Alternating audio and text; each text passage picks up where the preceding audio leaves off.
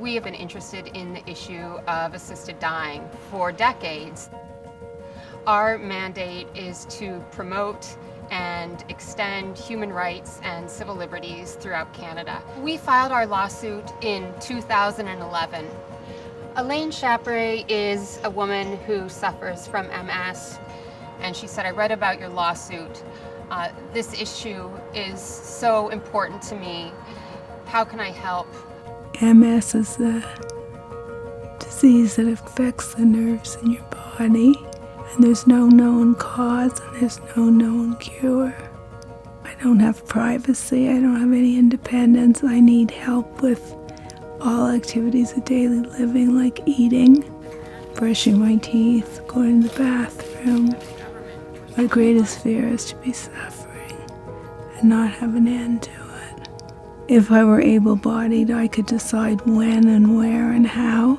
I have to do it myself with no assistance. If anybody helps me, they're liable to 14 years in jail.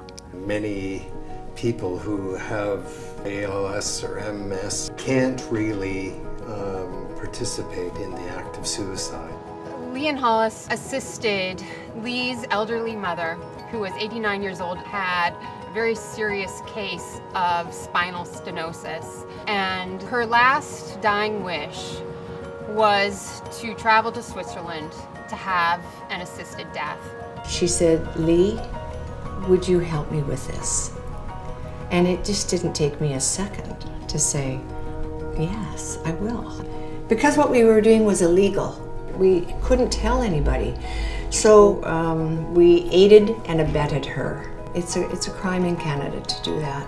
But there were many people that she would love to have said goodbye to, and she couldn't. In 2012, the BC Supreme Court, in a watershed decision, determined that the criminal laws were unconstitutional.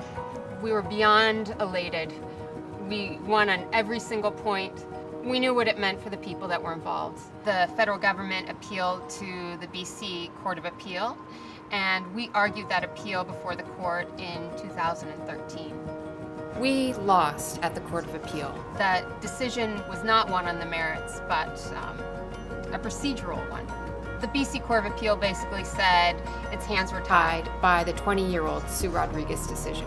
If it was going to be revisited, it would have to be revisited by the Supreme Court of Canada. You know, people say to me it's not so bad. I think unless you're there, you don't really understand.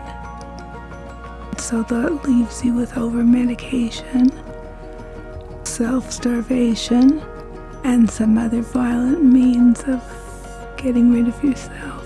I think every living thing dies eventually, but I think people are afraid and we don't talk about death. If it were not for an organization like the BC Civil Liberties Association, these laws probably would not have been challenged. What's really at stake is real people suffering. I really, really believe in the cause. And I think it's a real detriment to people who are disabled. I think the law should change in this country about dying with dignity because it's the more compassionate thing to do.